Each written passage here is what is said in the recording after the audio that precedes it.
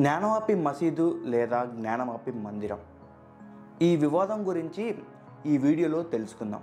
16వ శతాబ్దంలో కాశీ విశ్వనాథుడి ఆలయాన్ని 2 భాగాలుగా చేసి అందులో ఒక భాగంలో మసీదు నిర్మించాడు ఔరంగజేబు. ఈ ఔరంగజేబు టైంలో ఈ ఒక్క మసీదే కాదు, చాలా గుళ్ళని కూల్చి మసీదు నిర్మించారు. ఇది ఎప్పుడు జరిగిందంటే, ఔరంగజేబు తన 20వ ఏటన ఈ గుడిని కూల్చి మసీదు నిర్మించాడని చెప్పేసి ఈ మసీదు దొరికిన కొన్ని అరబిక్ శాసనాల్లో లభించింది. అంతేకాకుండా సెప్టెంబర్ 2, 1969లో ఈ కాశీ విశ్వనాథ ఆలయాన్ని కూల్చి ఈ జ్ఞానవాపి మసీదు కట్టారని చెప్పేసి ఔరంగజేబు తన పుస్తకంలోనే రాసుకున్నాడు. అసలు ఈ జ్ఞానవాపి పేరు గల మీనింగు చాలామందికి తెలియదు. చాలామంది ఇది ముస్లిం పేరు అనుకుంటారు. ఎందుకంటే మసీదుకి సంస్కృతం పేర్లు పెడతారా అంటే పెట్టరు కదా. ముందుగా ఈ జ్ఞానవాపి అంటే ఏంటో తెలుసుకుందాం. జ్ఞానవాపిలో జ్ఞాని అంటే జ్ఞానం మనందరికీ తెలుసు, వాపి అంటే బావి. ఈ జ్ఞానవాపి అంటే జ్ఞానంతో నిండిన బావి అని అర్థం. అందుకని ఈ మసీదులో ఒక బావి ఉంటుంది, ఆ బావిలో ఒక శివలింగం ఉంటుంది. అసలు మసీదులో బావి ఎందుకుంది, ఆ బావిలో శివలింగం ఎందుకుంది అంటే దీనికి ఒక కథ ఉంది. ఆ కథ ఏంటంటే, పూర్వం కాశీలో కరువు విలతాండం చేస్తుంది. ఆ టైంలో ఒక ఋషి వచ్చి శివుడిని వేడుకుంటాడు, తపస్సు చేస్తాడు. ఈ ఋషి తపస్సుకి శివుడు కరిగిపోయి తన త్రిశూలంతో భూమికి రంధ్రం చేస్తాడు. రంధ్రం చేసినప్పుడు ఏర్పడిందే బావి. అంతేకాదు ఆ బావిలోనే లింగం రూపంలో కొలువై ఉంటాడు శివుడు. ఇది కథ. బావి ఎందుకుంది, బావిలో శివలింగం ఎందుకుంది అనే దానికి ఇంతటి చరిత్ర ఉంది ఈ జ్ఞానవాపికి. అసలుకి ఈ వివాదం ఎలా లైమ్లైట్లోకి వచ్చింది? బేసిక్గా ఈ జ్ఞానవాపి అనే వివాదం ఇప్పటి నుంచి కాదు, ఎప్పటి నుంచో నలుగుతూ వస్తుంది. బట్ కొంతకాలంగా ఇది ఎవరికీ తెలియకుండా పోయింది. కానీ ఒక 2 మహిళలు ఈ మసీదు సెల్లార్లో అక్కడ ఒక అమ్మవారు ఉంది, ఆ అమ్మవారికి పూజలు చేసుకోవడానికి అనుమతి ఇవ్వమని వారణాసి డిస్టిక్ కోర్టుని ఆశ్రయించారు 2 మహిళలు. అంతేకాదు ఆ 2 మహిళలు పిటిషన్ కూడా వేశారు. ఈ పిటిషన్ వేసినప్పటి నుంచి ఈ వివాదం లైమ్లైట్లోకి వచ్చింది. ఈ వివాదం లైమ్లైట్లోకి రావటమే కాదు, అసలుకి అది మసీదు కాదు గుడి అని చెప్పేసి ఒక చర్చకు దారి తీసింది. సో వారణాసి జిల్లా కోర్టు ఈ వివాదాన్ని ముదరక ముందే ఏఎస్ఐకి అంటే పురావస్తు శాఖ, ఆర్కియాలజికల్ సర్వే ఆఫ్ ఇండియాకి, ఏఎస్ఐకి అప్పగించింది ఈ వివాదాన్ని నిగ్గు తేల్చండి అని చెప్పేసి. అసలు ఈ వివాదంలో ఏం తేలిందో ఇప్పుడు మనం తెలుసుకుందాం. ఏఎస్ఐ కూడా కోర్టు కొన్ని షరతులు పెట్టింది. మసీదులో ఒక బావి ఉంది, ఆ బావిలో ఒక శివలింగం ఉందని చెప్పుకున్నాం కదా, ఆ బావి ఆ శివలింగాన్ని టెస్ట్ చేయొద్దు అని చెప్పేసి దాన్ని బ్లాక్ లిస్ట్లో పెట్టింది. దాన్ని అసలు ముట్టుకోవద్దు, మీరు ఏం టెస్టింగ్ చేయొద్దు దాని వరకు అని చెప్పింది. మిగతా సరౌండింగ్స్ అంతా మీకు కావాల్సిన టెస్టింగ్ చేసుకోమని చెప్పింది. సో ఆ బావి ఆ శివలింగం తప్ప ఈ ఏఎస్ఐ మొత్తాన్ని సర్వే చేసింది, మసీదు మొత్తాన్ని. మొదటగా గోడలు, అక్కడున్న నేల, రూములు మొత్తం సెర్చ్ చేసిన తర్వాత వాళ్ళకు ఒక 25% నమ్మకం వచ్చేసింది. అదేంటంటే, ఈ మసీదుకి పూర్వం ఒక హిందూ టెంపుల్ ఉండేదని చెప్పేసి ఒక నిర్ధారణకు వచ్చారు 25%. ఇంకా అక్కడున్న గోడల్ని, తర్వాత అక్కడున్న శాసనాన్ని పరిశీలించిన తర్వాత ఒక 75% వాళ్ళకి నమ్మకం వచ్చేసింది, నిజంగానే ఈ మసీదు కట్టకముందు ఒక హిందూ టెంపుల్ ఉండేదని. అసలుకి వీళ్ళకి ఏం ఆధారాలు దొరికినాయి ఇంత బలంగా చెప్పడానికి ఏఎస్ఐకి అంటే, మసీదు గోడలకి హిందూకు సంబంధించిన శాసనాలు దొరికాయి. అంతేకాదు అక్కడున్న రూమ్ని సరిగ్గా చెక్ చేస్తే 32 స్టాంపులు అండ్ 34 శిలా శాసనాలు దొరికాయి. దొరికిన వాటిని కార్బొనేటింగ్ చేసి అక్కడున్న గోడల్ని, స్టోన్లని కార్బొనేటింగ్ చేస్తే ఈ మసీదు కన్నా పూర్వం ఖచ్చితంగా హిందూ టెంపుల్ ఉంది అని చెప్పేసి నిర్ధారణకు వచ్చేసినాయి. అంతేకాదు అక్కడున్న పిల్లల పైన, అక్కడున్న స్టోన్స్ పైన, అక్కడున్న గోడల పైన హిందూ దేవతల బొమ్మలు అక్కడున్న వాటి పైన చెక్కి ఉన్నాయి. ఎక్కడ ఏ మసీదు గోడలపైన ఇలా చెక్కి ఉండవు, ఓన్లీ హిందూ సంబంధించిన మందిరాలపైనే ఇలా బొమ్మలు చెక్కుంటారు. ఎందుకు ఈ మందిరాలపై అలాంటి బొమ్మలు చెక్కుతారంటే జ్ఞానం పెంచుకోవడానికి. సో ఆ విషయం పక్కన పెడితే, అంతేకాదు ఏఎస్ఐ తన రిపోర్ట్లో ఒక పాయింట్ని రైట్ చేసింది. ఔరంగజేబ్ చరిత్రలో ఈ గుళ్ళను కూల్చి మసీదులు కట్టినట్టు తన చరిత్రలో తనే రాసుకున్నాడు. ఈ పాయింట్ని కూడా ఏఎస్ఐ కోట్ చేసింది.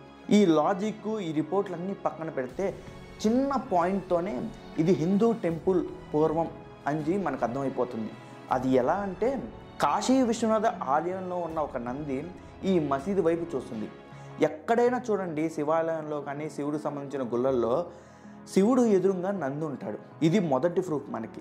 ఇంకో విషయం ఏంటంటే వాళ్ళు ఎంతటి మహానుభావులు అంటే ఒకసారి నా వెనకలో ఉన్న ఫోటో చూడండి. ఇది జ్ఞానవాపి మసీదు వెస్ట్ వాల్ అనమాట. ఇదంతా చూస్తే ఏమర్థమవుతుంది, ముందంతా మాస్కులా కనిపిస్తుంది, ఆ గోడ ఒక్కటి మీకు ఒక మందిరానికి సంబంధించిన గోడలాగా మీకు అనిపించట్లా. ఈ పాయింటే హిందువుల మనోభావాలను దెబ్బతీసేటట్టు చేశాయి. సో ఇప్పుడు మనం ఫర్దర్ పాయింట్కి వెళ్తే అసలు ఈ మసీదు గురించి ముస్లిం పెద్దలు ఏమంటున్నారో మనం తెలుసుకుందాం. అంజుబాని ఇంతేజుమ్ మస్జిద్ కమిటీ అని ఒకటి ఉంది. ఈ జ్ఞానవాపి సంరక్షణ చూసుకుంటుంది ఆ కమిటీ పెద్దలు ఏం చెప్తున్నారంటే ఈ ఏఎస్ఐ రిపోర్టు మాకు ఇంకా అందలేదు, అయినా కానీ మేము పోరాటం చేస్తూనే ఉంటాం, ఇది ఖచ్చితంగా మసీదే, హిందూ టెంపుల్ కాదు అని చెప్పి వాదిస్తున్నారు వాళ్ళు.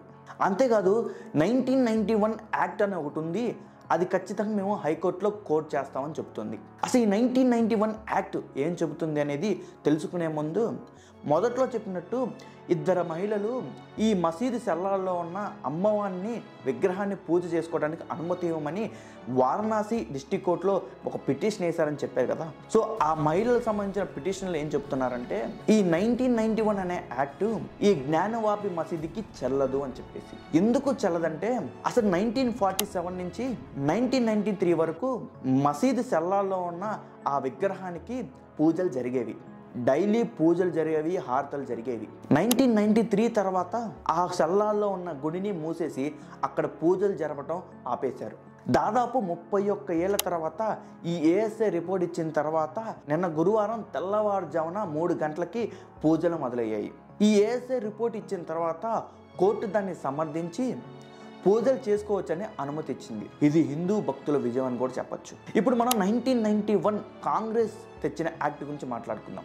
బేసిక్గా ఈ 1991 యాక్ట్, ఈ చట్టం పివి నరసింహరావు టైంలో తీసుకొచ్చారు. ఈ 1991 యాక్ట్ ఏంటంటే 1947 ఆగస్టు 15 పూర్వం ఉన్న గుళ్ళని కానీ మందిరాలు కానీ ప్రదేశాలు కానీ అప్పుడు ఎలా ఉన్నాయో ఇప్పుడు అలానే ఉంచాలి, దాన్ని మార్చడానికి వీల్లేదని చెబుతుంది. ఫర్ ఎగ్జాంపుల్గా మీకు అర్థమయ్యేటట్టు చెప్పాలంటే ఈ 1991 యాక్ట్ ఈ జ్ఞానవాపి మసీదుకి సంబంధించిన కమిటీ ఎందుకు రైస్ చేస్తుందంటే నేను ఒక రాజకీయ నాయకుడు అండి. 1946లో నేను ఒక ఇల్లుని కబ్జా చేసి నా పేరు మీద మార్చుకున్నా. నేను ఒక రాజకీయ నాయకుడిని కదా. సో నేనేం చేశా, 1947లో ఒక యాక్ట్ తీసుకొచ్చా. అదేంటంటే ఇప్పుడు ఈ ఇల్లు నా పేరు మీద ఉంది కాబట్టి ఈ 1947 ముందు ఎవరి పేరు మీద అయితే ఇల్లు ఉందో తర్వాత కూడా వాళ్ళ పేరు మీద ఇల్లు ఉంటుంది. తర్వాత దాని మీద కేసులు వేసుకోవడానికి, ఇది నా ఇల్లు అని చెప్పుకోవడానికి అర్హత లేదు. అది వాడు లాక్కొని ఉండొచ్చు, కబ్జా చేసి ఉండొచ్చు, ఇంకో విధంగా అయినా చేసి ఉండొచ్చు. దాని మీద తిరిగి కేసు పెట్టాల్సిన అవసరం లేదు అని చెప్పేసి ఈ 1991 యాక్ట్ చెప్తుంది. ఇప్పుడు చెప్పండి, కాంగ్రెస్ గవర్నమెంట్ ఎవరు అనుకూలంగా ఈ యాక్ట్ తెచ్చింది, దేని అనుకూలంగా ఈ యాక్ట్ తెచ్చింది? ఈ కాంగ్రెస్ పెద్దలు చెప్పేది ఏంటంటే మత విద్వేషాలు జరగకూడదని చెప్పేసి ఈ యాక్ట్ తీసుకొచ్చామని. ఇప్పుడు ఈ జ్ఞానవాపి మసీదు హిందూ టెంపుల్ అని తేలిన తర్వాత హిందూ మనోభావాలు ఆగుతాయండి. మా గుడిని కూల్చి మీరు మసీదు కట్టుకున్నారు, అది తప్పు కాదా? అదని తెలిసినా అన్నీ మూసుకొని కూర్చోవాలని ఈ యాక్ట్ చెబుతుంటే ఊరుకోరు కదా. అది హిందువుల ప్లేస్లో ముస్లిమ్స్ ఉన్నా అని ఊరుకోరు, ఎందుకంటే అది మనోభావాలకు సంబంధించింది. సో అందుకనే ఈ 1991 అనే యాక్ట్ మీద ఇంత వివాదం రేగుతుంది.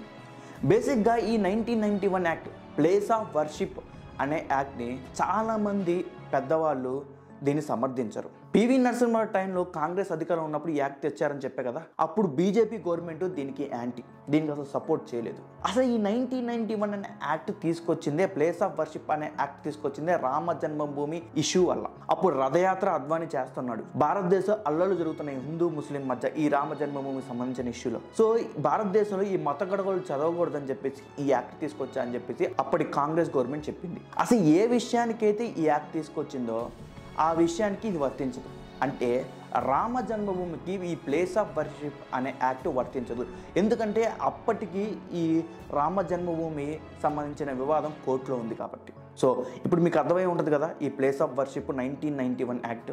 దీంట్లో ఇంకో తిరగాల్సి ఉందండి. అదేంటంటే ఈ 1991 యాక్ట్ సెక్షన్ 5లో అదేంటంటే ఏమైనా పాతవి కానీ పురాతనవే కానీ 100 ఏళ్ల క్రితం ఉన్న స్థలాలు కానీ లేకపోతే లైక్ మందిరాలు ఇలాంటి వాటి మీద ఈ యాక్ట్ వర్తించదు అని చెప్పేసి. 16వ శతాబ్దం అంటే 100 ఏళ్ల క్రితం కదా. అప్పుడు కాశీ విశ్వనాథ్ ఆలయం ఈ యాక్ట్ కింద రాదు కదా. ఈ జ్ఞానవాపి మసీదు కూడా ఈ యాక్ట్ కింద రాకూడదు కదా. సో నాకున్న లా నాలెడ్జ్ చాలా తక్కువ అండి. సో నేను చెప్పింది కరెక్టా కాదో నాకు తెలియదు, నా అభిప్రాయం మాత్రమే చెప్తున్నాను. మీ అభిప్రాయాన్ని కామెంట్ బాక్స్లో కూడా తెలపండి, నేను అనుకున్నది కరెక్టా కాదని. ఎందుకంటే ఆ 16వ శతాబ్దం అంటే 100 ఏళ్ల క్రితం కదా. అప్పుడు పురాతనైంది కదా ఈ వివాదం. అప్పుడు ఈ ప్లేస్ ఆఫ్ వర్షిప్ 1991 యాక్ట్ అసలుకి దీనికి వర్తించదు కదా. చివరిగా ఈ ముస్లిం కమిటీ పెద్దలు ఏం చెప్తున్నారంటే, ఈ తీర్పు జిల్లా హైకోర్టు ఇచ్చింది, రేపు హైకోర్టుకి వెళ్తాం లేకపోతే సుప్రీంకోర్టుకి వెళ్తాం, మేము ఎప్పుడు ఈ జ్ఞానవాపి మసీదు మీద పోరాటం చేస్తూనే ఉంటాం విజయం సాధించే వరకు అని చెప్తుంది. అసలు ఏం జరిగిద్దో ఏం జరుగుతుందో ఎవ్వరికీ తెలియదు. సో ఒకటైతే ప్రూఫ్, ఈ మసీదుకి పూర్వం హిందూ టెంపుల్ ఉండేది అని మాత్రం ఇది ఖచ్చితంగా క్లియర్ అని ఏఎస్ఐ కూడా చెప్పేసింది. సో ఈ వీడియోపై మీ అభిప్రాయాన్ని కామెంట్ బాక్స్లో కామెంట్ చేయండి. అంతేకాదు చెత్త వీడియోస్ని మీరు అందరూ ఎంకరేజ్ చేస్తున్నారు. సో ఇలాంటి మంచి కంటెంట్ కూడా ఎంకరేజ్ చేస్తే నాలాంటి వాళ్ళు ఫ్యాక్ట్స్ చెప్పేవాళ్ళు కొంచెం ఇంకా వెతికి రీసెర్చ్ చేసి ఫ్యాక్ట్స్ చెప్పడానికి ప్రయత్నిస్తారు. మీ ఆదరణ ఎప్పుడు నాకు కావాలని కోరుకుంటూ ఇలానే మీ ఫ్రెండ్స్కి నా వీడియోని షేర్ చేయండి.